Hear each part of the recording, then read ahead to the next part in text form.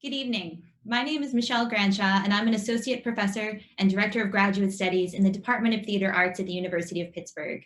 I am delighted to introduce our She Kills Monsters in D&D panel host, who I happen to know quite well, Lisa Granshaw. Lisa began her career in the NBC Page program before working at NBC Nightly News and Today.com.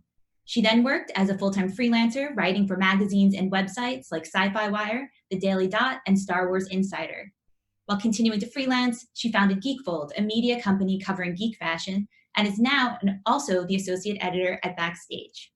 She hosts panels at conventions like San Diego Comic-Con and PAX East. Welcome, Lisa. Hey, Dr. Granshaw, happy to be here. I'm excited we can make this happen. When I first read the play, when the department first did the show in 2018, I couldn't help thinking of you and how this play spoke to your work and your interests. Yeah, I remember looking at it and really enjoying the play, especially how it uses D&D, which I've loved playing over the last couple of years, in this story about sisters, which we could also relate to. And I remember we started talking even then about the connections between RPG tabletop games, performance, and theater.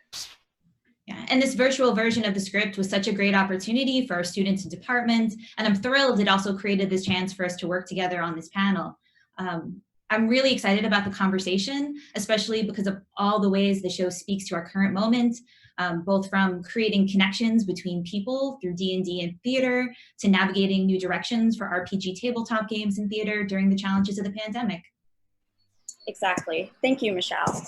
I'm very excited to be joined by our panelists for this discussion. For those of you watching, just a reminder that you can donate in support of the department's production and scholarship funds at the link below in the description. And also, if you'd like to ask our panel any questions, you can do so on Twitter by using the hashtag #PittKillsMonsters. And so I'd like to welcome our panel, our panelists tonight. Thank you so much for being here. You guys can join us. Welcome. Very excited to be having this discussion with you all. So why don't we jump right into it and start with some introductions so you guys can tell us who you are and what you do.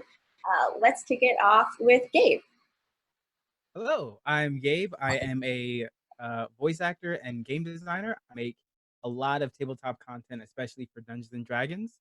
And like even now, it's been an amazing experience. I went from using a website like Roll20 to making an alternative for character creation that the website is going to be using. So it shows you how much community is in this like just general industry. Ariana? Hi, I'm Ariana Starkman. I just graduated from the University of Pittsburgh, and I played Tilly in the 2018 production and just played Tilly in this production. Funny. Hi, I'm the Roll20 community manager, actually. So I get to talk to a few of these people anyway. I get to talk to a lot of people, actually, right now, which is great. So, yeah. Jess? Hi, I'm a student at Pitt right now, and Cammie and I were the co-Scenic designers for this production. Cammie? I'm also a student at Pitt. I'm a Scenic design and architecture student. Shareef?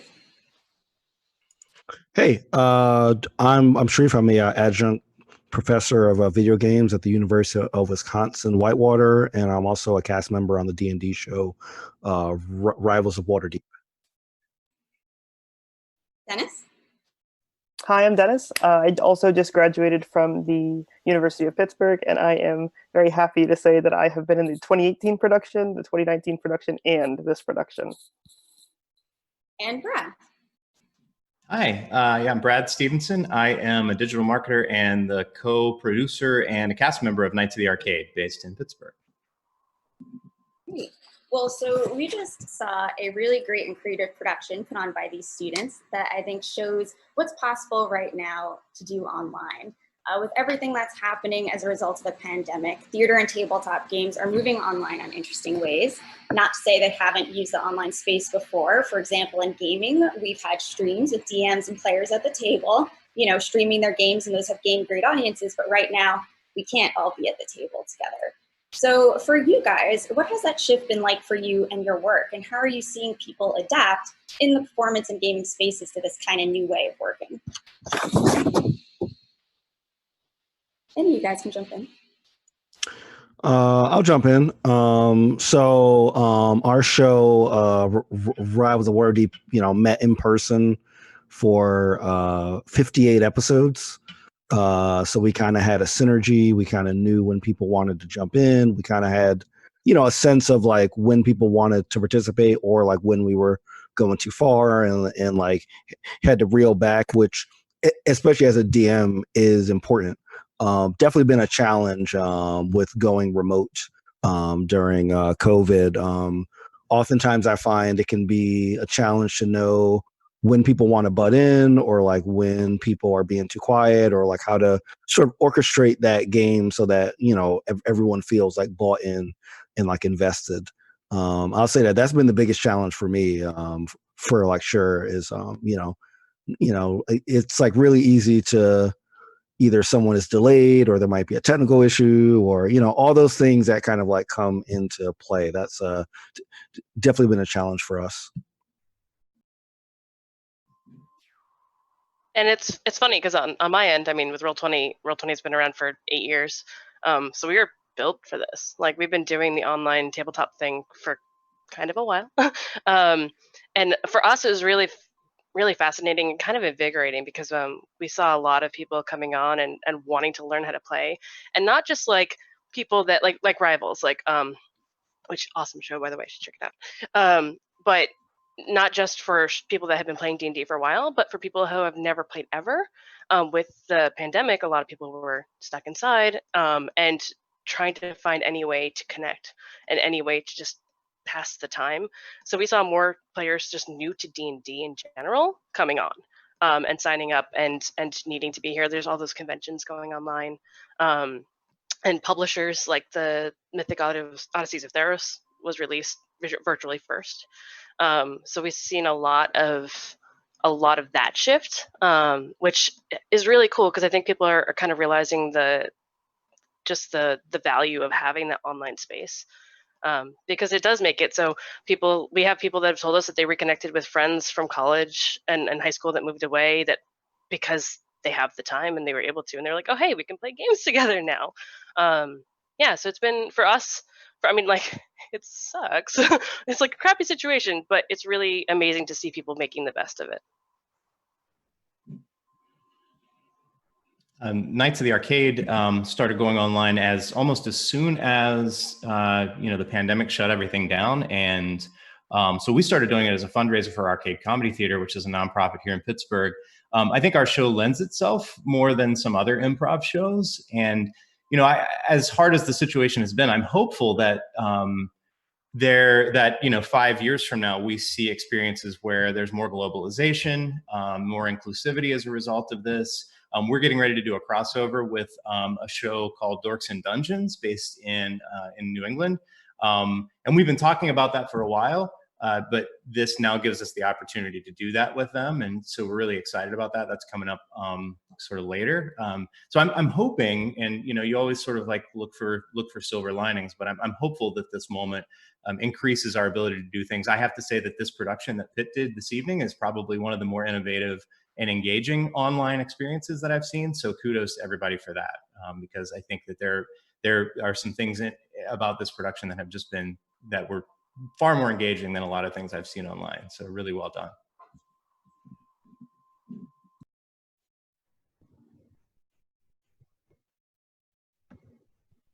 Yeah, from Pitt, how about you guys? From designing to acting, how has this shift been for you?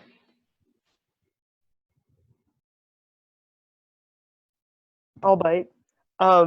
So I had been in a couple shows at Pitt already, so just working with theater in general, you kind of know how everything goes in a physical venue and with like physical rehearsals and physical performances. So moving to online, something that we discussed actually yesterday as we were recording some of the stuff for the show is you encounter and you have to deal with so many different things that you don't think of whenever you're acting. Like I not only have to be aware of everything that I'm doing as an actor and performing when I'm performing, but I have to make sure my microphone isn't muted, and I have to make sure that my camera is on and my green screen is like correct. And you always have to be like vigilant of something. Like there's always yes and yes and yes and yes, I'm in the right headspace. Yes, I'm acting in the way that I want to, but my mic was muted the whole time, so we have to redo the entire take. So it was really it was really valuable as an experience, actually, because I had never performed virtually before. Adding that extra layer of responsibility as a performer. But also, I think performing to a camera is a lot harder than performing to someone's eyes. So there's just a bunch of challenges that, having had the experience, I'm so grateful to have done it because it was super fun, and I'm really proud of the work that we put in and the show that we put together. I'm just going off of that, yes to everything Dennis said, but also it was really interesting to have already worked with Dennis, already worked with our directors, Kelly and Ricardo. So I had already put this show in my body before. I had already done it on a stage with a live audience. I already knew what a lot of that felt like. And yes, the script had changed from live production to the virtual realms. So getting to work with them now online, plus a whole cast that I hadn't ever worked with before, some I've never even met, kind of merging both of those worlds really put acting in a whole new sphere for me. And also, like Dennis was saying, you're not acting into someone's eyes. You're not even in a room with people. So that's a whole new level of imagination and connection and commitment to action, commitment to storytelling. And I just think the tech team did an incredible job of making it feel like we were all in the same room. Even if there were delays in sound and video, everything like that, everyone was still really connecting in rehearsal. Yeah, and I think from a design perspective, Cami and I are so used to like dealing with the physical world, like we're creating physical objects on stage. So we had to shift over to digital art and use programs we've honestly never used before. And we aren't illustration students, we aren't studio art students, we're theater students. So it was a really big turnaround to like learn how do we basically make a comic book minus all the people. And building off of Jess, the one cool thing that we found is that because we got to go onto this 2D world, now we get to add more detail, because like in the theater you may have like a 20-foot back rule, but now people can look really up close and you can put more textures and fun little nuggets throughout everything. So we found that to be really cool. Yeah, I had so much fun doing the posters in everyone's rooms and stuff like that. Yeah, the designs looked really great throughout the show. Good job, guys. Yeah, and I think you guys have all touched on the challenges that are involved with this shift and the importance of keeping the connection that's a part of these mediums, whether it be theater or D&D. So in your experience, how have you found connection through gaming and performance, and how have you seen it connect others?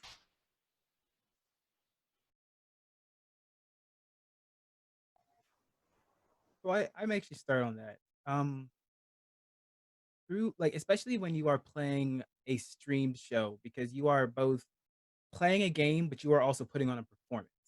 And when you're putting on a performance, it's with a stream show, you may want to go and do those random little side things that seem really interesting, but they're interesting for a person playing and not necessarily for a person watching. So there's trying to gauge that interest. And there have been some people that I've played with, and we are able to find a balance of keeping it engaging and also having fun for ourselves. And whenever I have found someone like that, I was like, hey, I'd like to play another game sometime. So a couple months passed, they asked me if I wanted to play another game with them, and it was with two people that I had never met, but they felt confident that these people knew one. They're like, yeah, one of them actually loves doing theater stuff, and the other is just a huge nerd. And I'm like, all right, I'm in. And it was one of the best tabletop sessions I've ever played. And I'd only ever played with one other person who was the person running it, but because I knew that they had that understanding, they knew that you could put on a show and still have fun at the same time. And with this digital medium of being able to do it, it's so much easier to connect with people anywhere. One of them was in Chicago, the other two were in Canada. And we were all just sitting in front of cameras, playing a game online, broadcasting it, having the time of our life. And the people watching it were like engaged in the chat. And it was fantastic.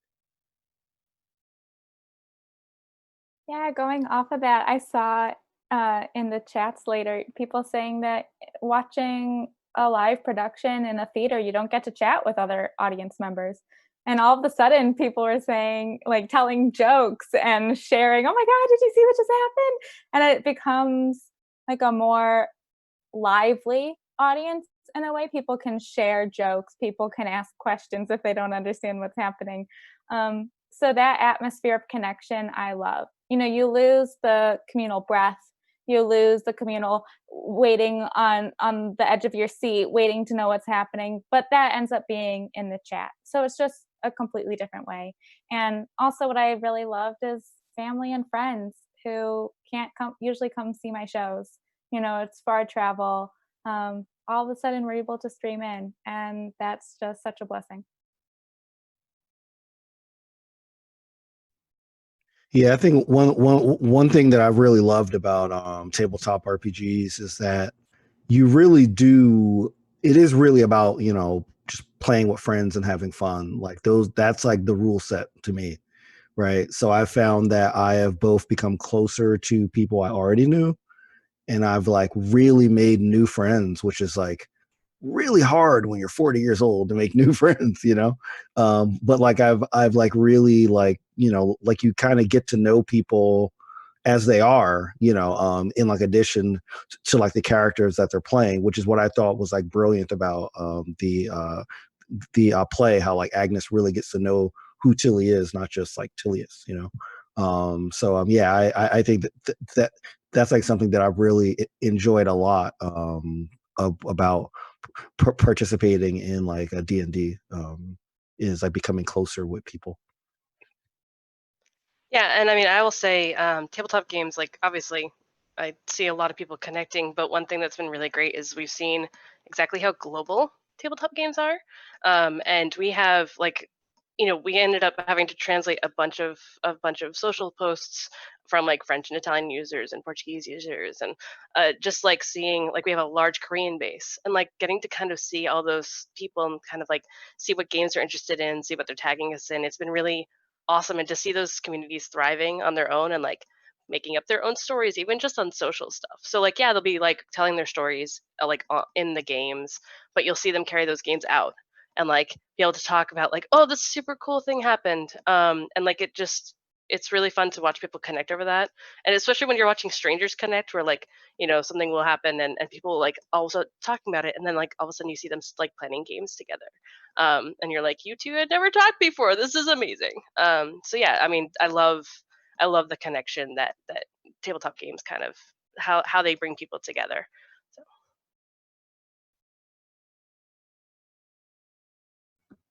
I think that there's also like a form of connection through accessibility, because I feel like now's the time where I've seen theater be so much more accessible, just because I see so many companies like across like the ocean like streaming things, and it's been cool to like post like what I'm watching, and my friends are like, oh, what's that? I can actually tell them like, oh, you can go watch this too, like you don't have to go like fly to Switzerland or something. So that's been really cool.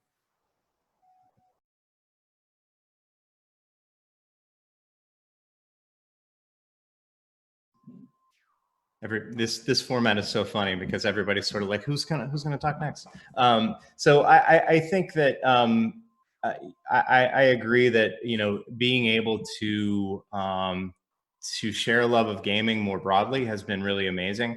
I can't wait for the first moment that we're Knights of the Arcade is back in front of a live audience, though. I sort of keep having that because there is that connection of being in a space with people, and I keep envisioning like what that moment is going to be like, and I'm really looking forward to that. I'm really looking forward to another Gen Con experience, because I didn't really play D&D until later in life. And going to my first Gen Con later in life was like such an incredible experience, connecting with so many people, just sitting down at random tables and meeting people, and everybody has the same love. You know that you have that thing that you're connected about, and you just sit down and you just start playing, and you like getting into characters and things like that really enables you to start socializing in a way that there's just really no other aspect of life where you can just sit down and immediately sort of roll into this social atmosphere. So I'm looking forward to that. But I also really appreciate the ability to connect with people that I would never be able to connect with otherwise.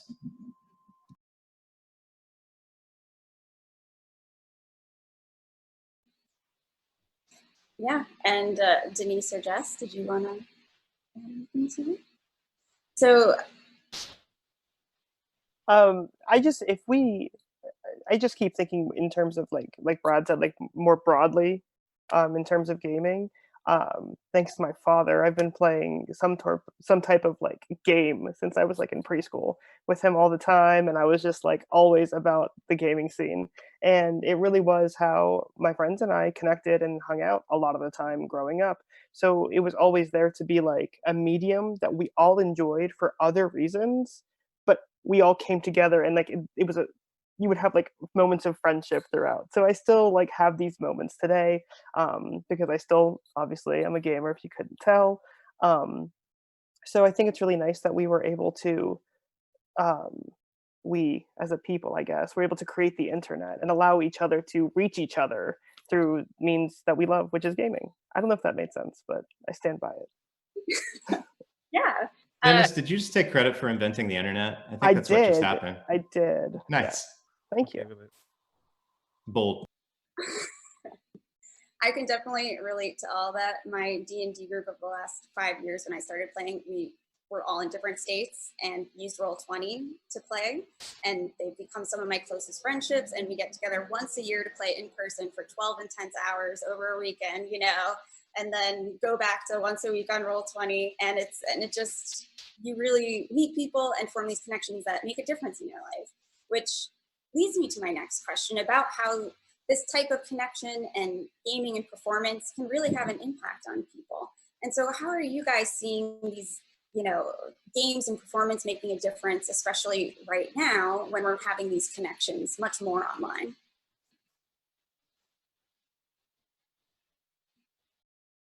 I'll start. It was quiet. Question: 12 continuous hours?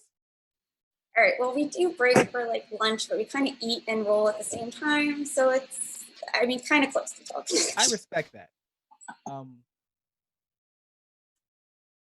It's been huge because I had been so I do voice acting, I do digital and tabletop game design, I do sound design. So I've been wearing a lot of hats. And as it's gotten bigger and bigger with the tabletop community, I've picked up more and more freelance work. And now because of that, like freelance is actually my full-time job. And I've met so many people who want to collaborate and want to work together and want to create new things. And when I realized that I could make the things for these games or my own games of that sort that I'm passionate about, and other people are excited because they're excited to see the passionate things, and we can support each other. And when we support each other, we can create each other. When we can create things together, we can do even more. We can meet new people or we can inspire new people. And it's probably been one of the best things for me motivationally because I realized I can do the things that I'm passionate about, and it doesn't have to be everything that I do, but it can be a big part, and it can improve my friendships. It can make me new friendships. It can make me some of the best friends I never expected. And I might not have ever like gotten to know these people unless I sat down and played a game with them, which is such a wild thought to me. It's not like I expected, you know what? I didn't expect my best friend of 5 years to come up because we decided we were going to fight a giant red dragon together over the internet. But like I talk to them literally every other day. They live in New York, and like when everything sorts out, we're probably going to sit down and have a coffee.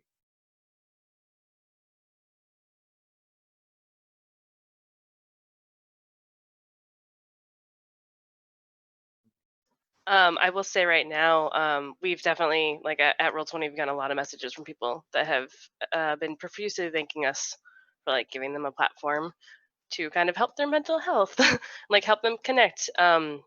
I know personally, I've actually used it to connect with friends that are very like one when she was going through cancer treatments and like could not see anybody. We played on Roll20 because we were like, hey, we can actually like go and like do some like, and you can go do some epic like amazing shooting water at a bee hive thing that it's just yeah. So you know, giving kind of people are social creatures. Like, we need to be able to connect, and everyone having to stay away from each other is very hard. So yeah, doing gaming online, doing the theater performances online, giving people those human connection moments where you can kind of feel human again is just amazing. So Yeah. I want to echo onto Bunny's point about like that human connection. I feel like a lot of people that misunderstand what D&D is, or think it's like some super complex thing, or there's people that think it's like this, Satan worship thing or all that kind of stuff. It really comes down to like human connection through play, right? My mom still has no idea what kind of things that I do. Even it doesn't matter if I show her any kind of article that I'm in or that kind of stuff. And I try to I tell her like, hey mom, you remember when we just like used to play Monopoly, like around the table, or like you remember when like we're at a cookout and we throw down some spades or dominoes and stuff, like humans play, you know what I'm saying? It's what we do. And it's not just a kid thing, right? Like adults play games and that kind of stuff. This is just another game, and like I think that the beauty of it is it like is a game while where like depending on what system you're in, there is sort of a defined set of rules that's still like a guide, and the game is a really like, did y'all have fun? Cool. It was a successful game, and that varies by group. I mean, there's some groups that are more technical, there's some groups that are more like free flowing, but I think that like connection part is really just like rooted in the fact that like humans are wired to understand and move through the world through play.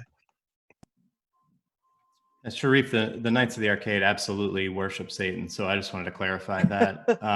A point that you made is somebody was talking about the simplicity of it, and we've had people who have come to see Knights of the Arcade who are just theater people who know some of us, and they come and they think, wow, that was much more simple than I thought. I thought there was all this encumbrance and you could only carry so much. And we're like, no, you don't have to worry about all that.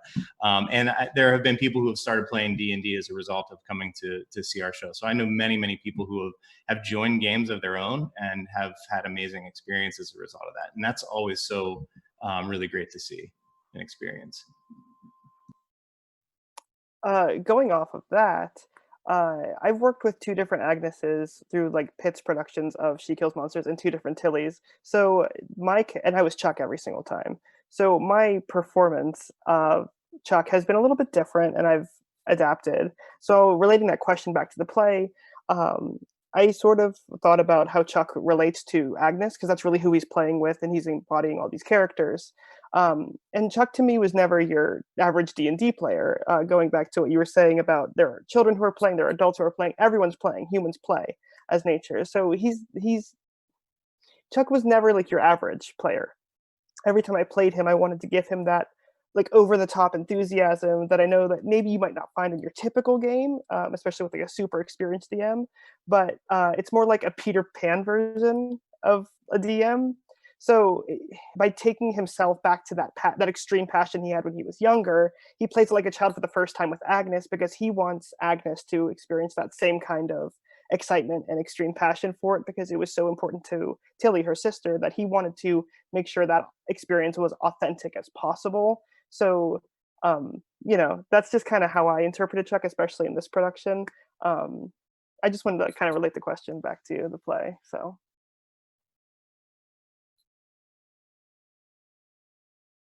I think going back to the play too as well, like as designers, our job is to try and like get into the psyche of all these different characters and really think like, what is their space? Like, how do they like express themselves? And like by making all their individual rooms and our concept was to make everything look like Tilly had made it herself. I was trying to see the world through how Tilly would have drawn it herself and make it like her own homespun module. So connected to characters and to the actors that like play those characters to connect to everyone else.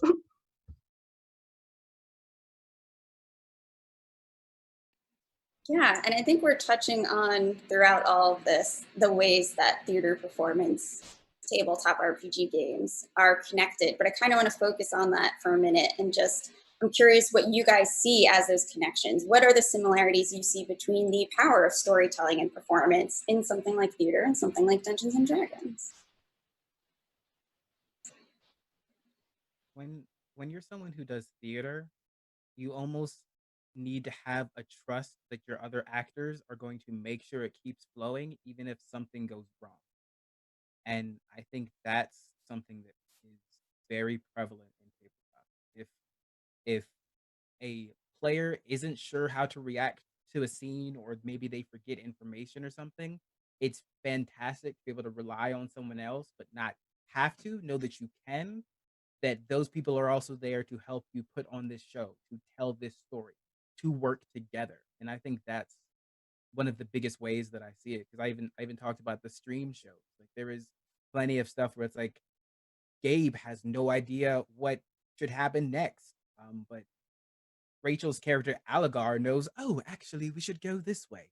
That's right. And it's like, if I forgot my line, basically I forgot what the next piece of it was, but the show goes on because the team works together to keep that story going, to keep that story flowing.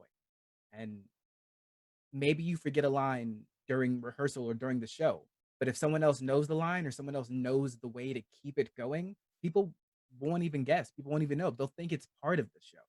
And then it's almost like that little bit of improv made it just slightly different for anyone that came back, or someone who's seeing it again and excited that, oh, that was actually different. It's like those happy accidents almost make it better. I think also going off of that, like working on a production team is really kind of similar to like a D&D campaign, because like everyone has their role, you know, like you have the tech people, which I do not understand what they do, but they're like translating the scrolls. And like I'm over here like, let's make it pretty. So everyone has that thing that they're doing and contributing to the team, and we have to figure out how to communicate together, how to work together to get to this end product that we are all trying to work towards.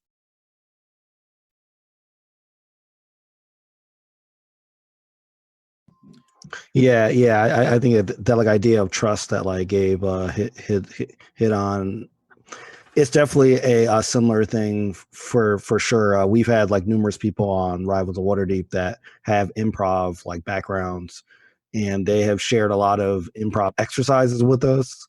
And like they've really said, hey, like that same thing of like trust and knowing that everybody has your back because everybody wants this whole thing to be like successful.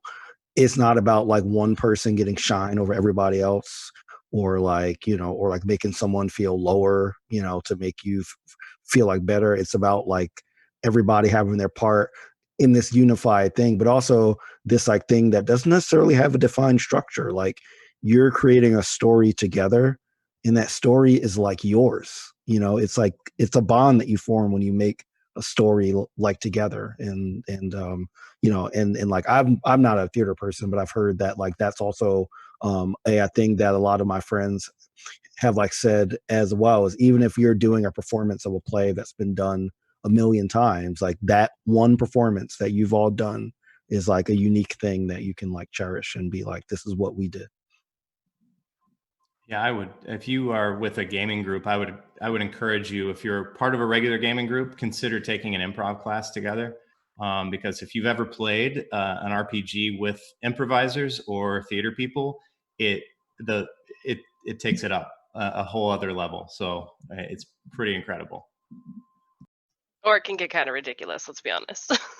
That's true. That's the fun. I mean, that's the great thing about both like theater and tabletop games is it's all collaborative storytelling.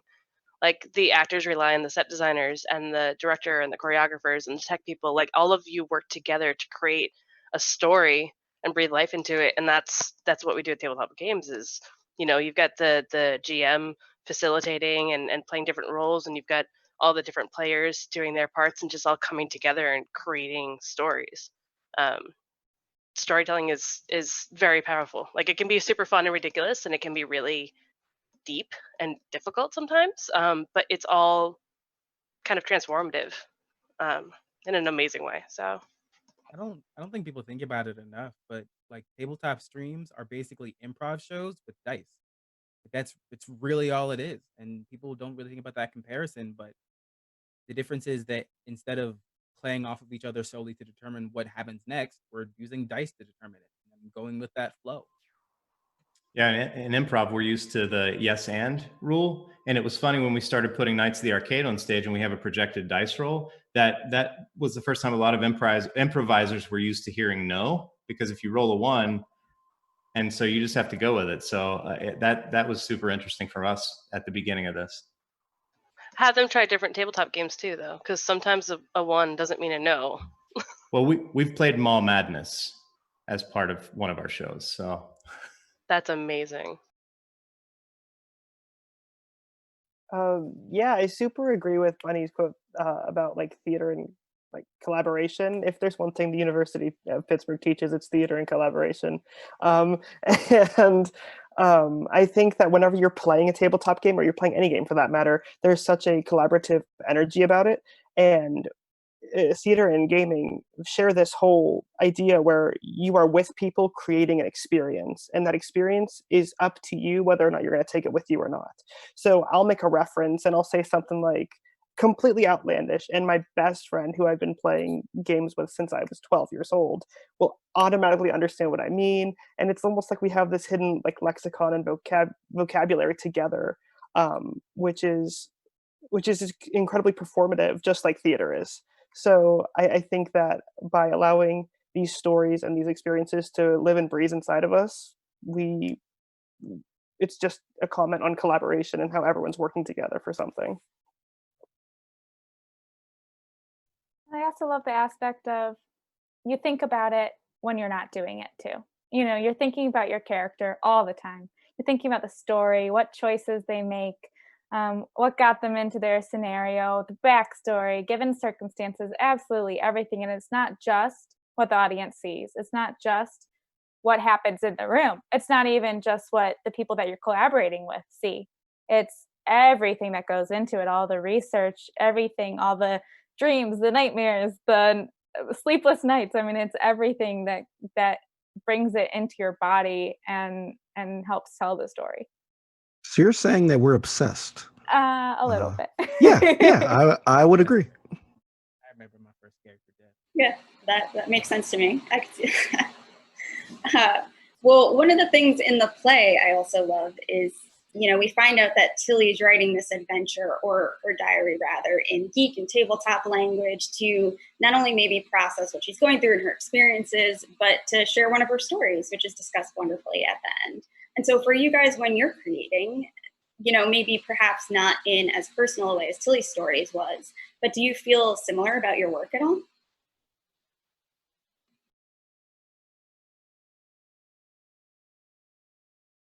Somebody else go first.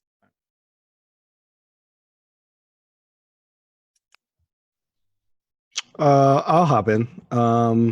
Yeah, I mean, yeah, I have never written something I feel like that was more of a personal like reveal of, you know, like a part of what makes me me.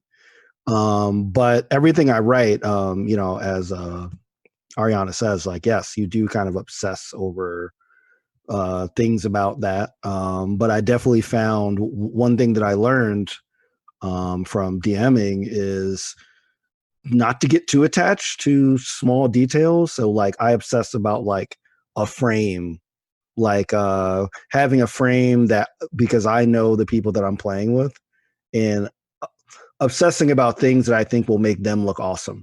I mean, that's basically kind of like like it is like setting up a structure that I know that people can play off of, you know? And it might be that, you know, I set up this really cool NPC and they just don't even talk to that person. And that's cool. You know, I can't take that personally, right? I have to like roll with it. And like, you know, just so like, it's like setting up something that is cool in my eyes, but also being flexible enough to like realize it's about the group.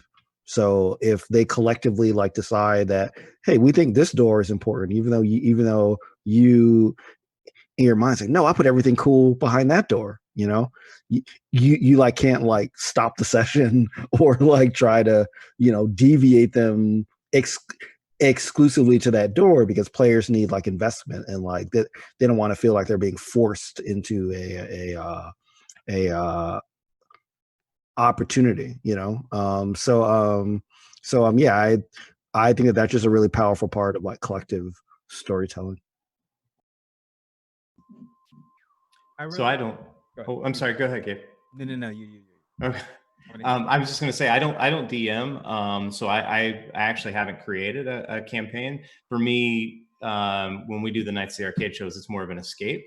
I think probably some people write and create to work through things, and I think then there are people who perform and do these things as a means of escapism, and that's what it sort of always is for me. Is, you know, especially over the past few months, there's been a lot to want to escape from for a couple hours.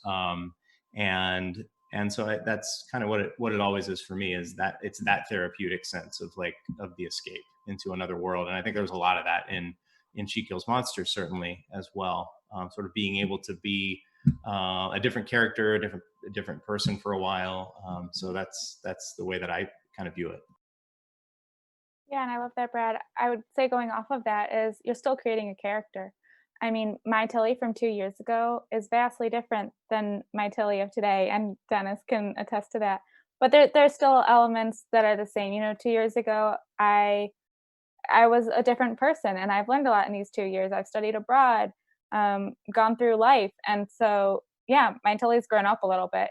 She was a lot younger, a lot younger 2 years ago. But that's fine. They're both part of Tilly. It's creating that role. It's making it personal. I mean, you wouldn't want to see me do a Tilly that's not coming from me. That would just seem strange.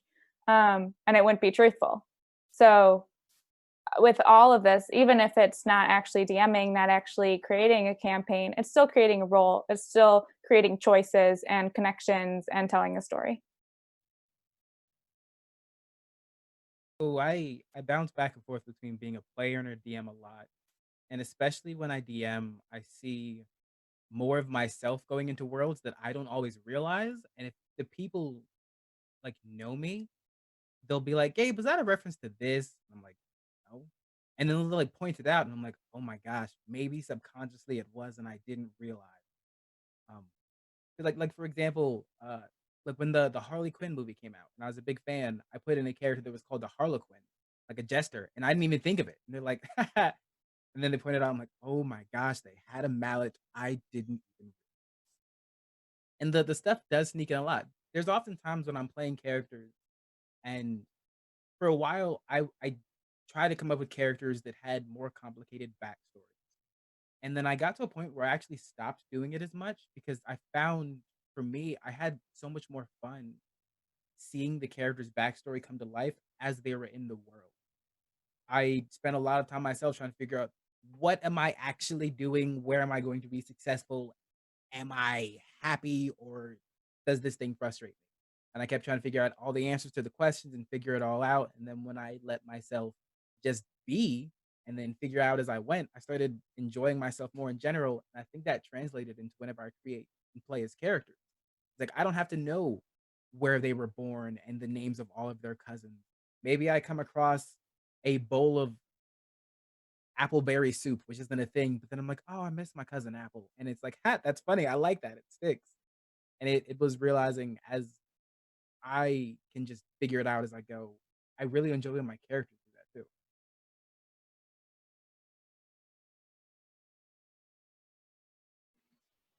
All right, well, we do have some questions from Twitter. So let's see, Bria Walker, for Cammie and Jess, this question's for you guys. I would like to know what it was like to collaborate together and to do it from miles away.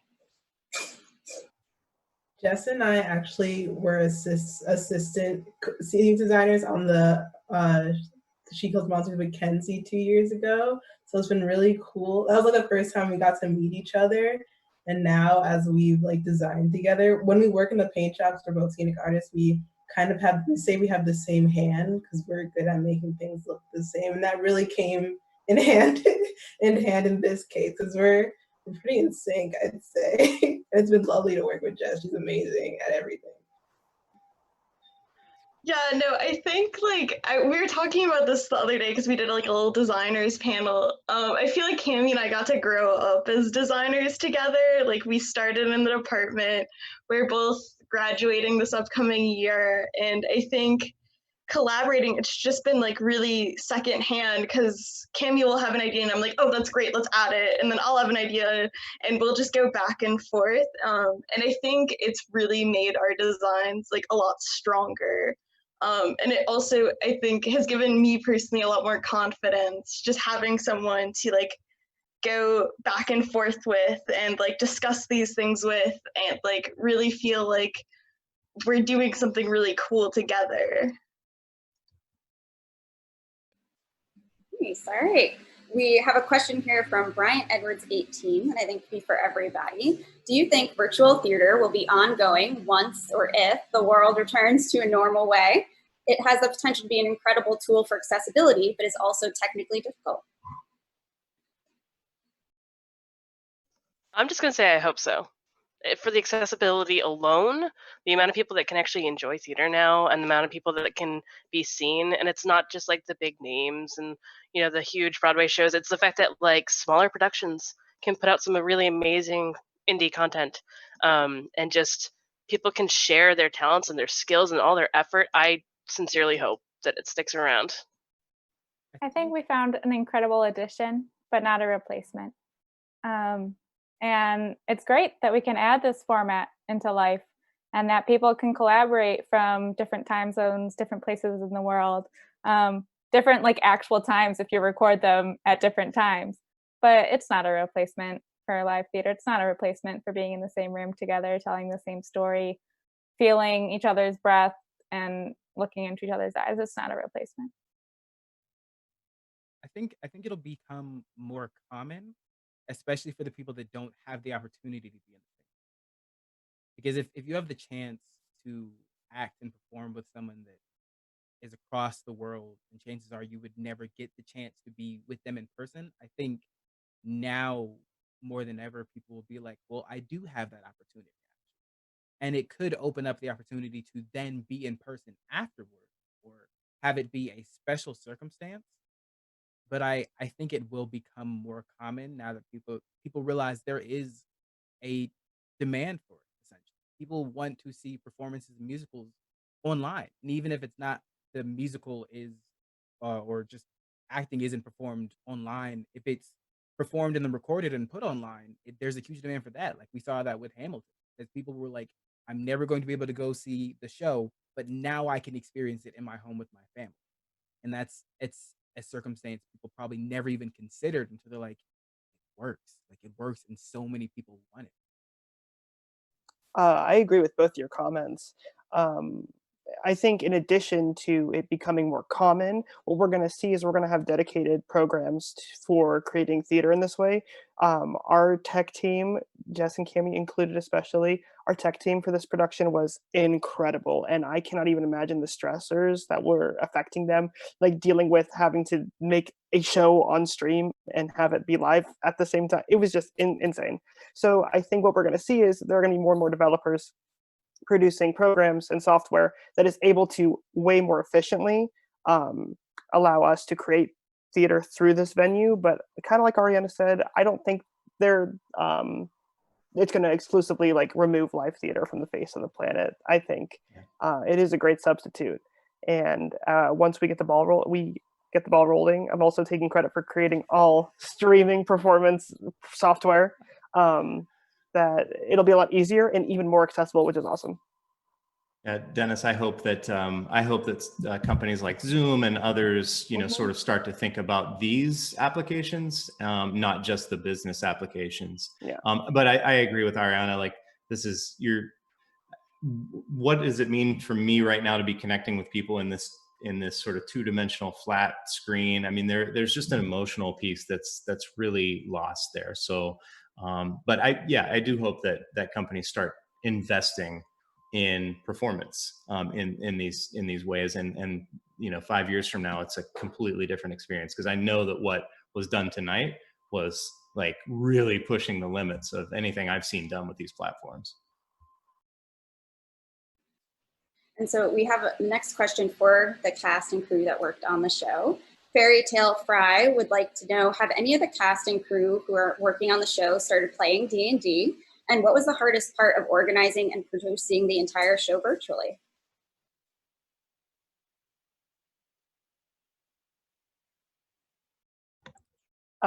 So I was never really the biggest D&D dork when I was growing up, but I had played it, and there are people in my life who play it pretty often. So I wasn't unknown to the whole territory and vocabulary that went into playing it and understanding what kind of game it was. So that being said, I think there was another part of the question that I forgot. It was like challenges. The hardest part of producing and organizing the show virtually, yeah. Definitely internet connection, because you could have the best internet connection on the planet, and no matter what, there's going to be a moment where you just lose connection, and they're like, all right, wrap it up, let's start from the beginning. And it's so difficult, but it's another like middleman. There's so much red tape that you have to go through creating a virtual show that it makes the outcome so much more rewarding, but it's so difficult because yesterday, especially personally, I had so many internet problems, and we had to do so many takes over the certain scene. And I was like, please, please, please, please just be okay. Because everything else was working fine. The rest of the rehearsal process, I had no internet problems. And then suddenly just yesterday, so definitely the inconsistency of our technology was the biggest hurdle, I think. Thank you, techies.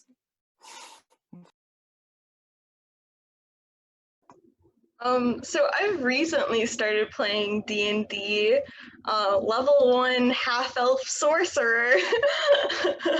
So I'm learning that, and it's so funny because you were talking about like, no, you don't have to get really into like the weight of bags, but my DM is really into that. So I think we spent a good like 3 hours trying to figure out how many like wine bottles and like weapons I could just carry in like a light load because I'm super wimpy compared to literally everyone else. But as far as challenges, I think the big thing was the learning curve on the programs. We used Adobe Illustrator, and I'd never used that before. And Cami is an angel and was there with me every step of the way, being like, Jess, you can do it like this, and save like 5 hours and all of that stuff.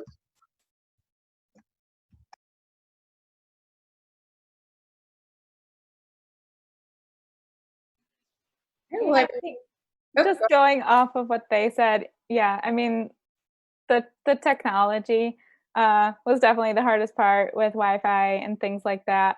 I haven't actually played my own campaign, but when I was studying abroad in Italy during the 2019 production, hearing about their rehearsals and stuff, some people I was studying abroad with, they were playing a lot. So I'd sit in and watch and just feel like I was part of my She Kills Monsters cast a little bit. I couldn't join though. But it was just beautiful to be able to connect with that, and just like going back to connection, it's being in the room with each other.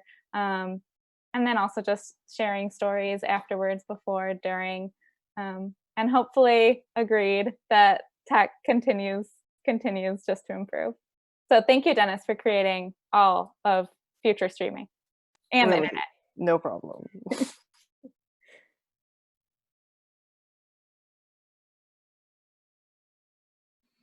Well, I do have another question for the designers, Cami and Jess. Emily Evie, they says, cool backgrounds, set, prop design. Why did you decide to make things in a majority pink and blue palette? Oh, we had pulled our color palette from an illustrator named Tilly Walden, and she does very beautiful illustrations, and we like the vibrancy and saturation of those colors. We wanted to have a difference in the D&D world. There were those bright, like pinks and blues. In the real world, there was more dull beiges and purples. So we just really wanted to push the distinction between the two. So something else I love about the show that I want to get you guys' thoughts on is how we see Agnes at certain points kind of forgetting that this is just a game. She's demanding answers from Chuck that he simply doesn't have. And you hear about actors also sometimes kind of losing themselves in their roles a bit.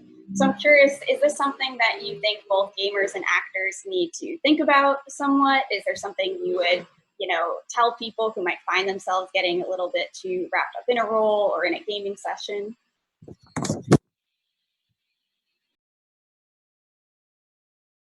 I guess I'll go first.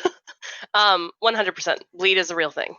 Bleed is very much a real thing. The carrying over of player emotion and scene emotion into the real world is definitely a thing that happens. In the tabletop world, we have a lot of safety tools. There's a lot of different ways that people can kind of set up their games. We actually have started streaming all of our session zeros for our official cast games to kind of show people, hey, it's while you're creating your character and creating your world, talking about what kind of tone you want to do, what kind of, like people's lines and veils, the things that they're okay with kind of talking about, but then like want to fade to black, or the things that people are like, no, don't do this. Like one of our GMs has a hard stop on any animal violence. They're like, nope, can't have it, not happening in the game. Stuff like that, just having those conversations and having different tools in place. Our newest game that we actually released actually has a safety deck built in of it's got a green, yellow, and a red card. And like green is like hey, things are great, let's keep going. Like, yeah, it seems like it's intense, but this is awesome. And then yellow is the like, can we maybe back away from this a little bit? And then red's the like hard stop, nope, change scene, done. And those kind of things, and then just checking in throughout. Like it's the GM's job to make sure everyone's having fun, everyone's doing what they should be doing. And it's kind of important to check in and be like, hey, so yeah, you're saying this is intense. Like, do we need to slow down? Do we need to change it? Checking in after. Making sure people have those spaces to vent. I know in my personal games, we've actually, like a lot of us would go for walks together and just like chat about the session, and it really helped kind of get it out of our systems. In a good way, because then we could also talk about the game more. Oh no, so terrible. But yeah, so like bleed is definitely a real thing, and it's something that people need to be aware of and make sure they're taking care of themselves. I think in gaming and theater, I think it comes down to respect, grounding everything in respect and reality, so that you're checking in with one another on stage or at a gaming table continually, and making a space where people are comfortable to to raise a hand and say if something is making them not feel comfortable, not feel safe. I think that's really important. It's not something that when I was in a BFA acting program years ago, it's not something we talked about. And I know that Kelly Trumbull, who's one of the directors, who also happens to be my wife, talks to me a lot about intimacy experts, and I think it's amazing. And it's not something that we talked about when I was in college. And so I think that's really, really important in on the stage, and when you're playing a game with people or when you're working with people, creating a space where people are comfortable saying, this is not for me. I don't feel safe. This is why. I think it's incredibly important. Yeah, I think. I'm sorry. No, go ahead. I think consent and trust are two really big words in theater. So it's really important. It's your job as a performer, as someone working on the crew, as someone who is a designer.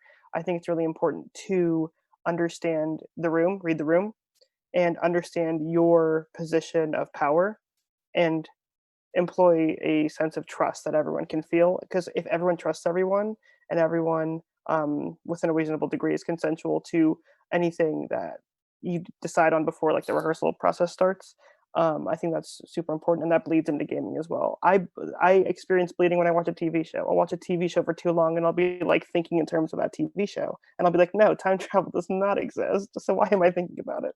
So bleed is definitely something very important to keep in mind, and I think we're doing a good job, like Brad said, at pushing forward and understanding these topics more, so that everyone has a better time, and it's just like a better experience all around.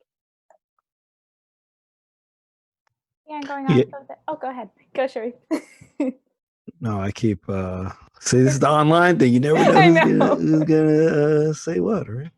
No, you can go ahead, because you were in the play. I have deference. I'm showing deference. Fine. Yeah, no, I just do a lot of intimacy and stage combat training, and a lot of what we talk about is it's not about creating a safe space, it's about creating a brave space. You're not gonna be comfortable the whole time. You shouldn't be. Tilly's not comfortable seeing the succubi. But I, as Ariana, should not feel comfortable in that scene. But it's about being brave, and it's about knowing and checking in with yourself and your scene partners and casting crew. It's about everyone in the room. Checking in with your audience too is, do they need to be seeing what you're about to show? And I think just a lot about knowing yourself, knowing the people around you, constantly checking in. And then also having that space, like you said, Bunny, like talking about it. Talk with each other, journal, go to therapy, whatever you need to do. Like, it's all great. There are so many means to make brave choices and keep everyone healthy.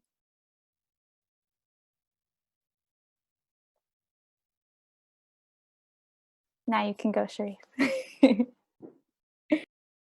Oh, I mean, I pretty much hit on most of the stuff I was gonna say. But nah, just like the safety is important. Also, you never know, as a player, you never know where someone you're playing with is going to go to get that energy or emotion for a scene or a moment. Like whether you created it or not, like they could be digging real deep, And I think that having that time to talk about it after. And like a process is important, because there's been a lot of times where, I've been surprised where like people have been like, I was thinking about this so-and-so, or like I was referring to this, and like that's part of that becoming friends or becoming closer with people that you play with. It's like you do learn about where they go for certain things, or like what things can trigger them that aren't the quote unquote normal triggers that people have. So like providing that like space, that no judgment space for people to process and go through it, and to feel like it's a safe space for them to do that. I mean, we have people cry during games, or people get super angry during games, and just given that space to like process is like super important.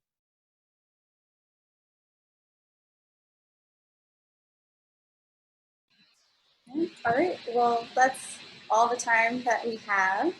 So thank you guys so much, panelists, for joining us for this discussion. Thank all of you for watching. Just as a reminder, the donation link to support the department's funds is below in the description. We hope that you enjoyed the play as well as the panel, and have a great night.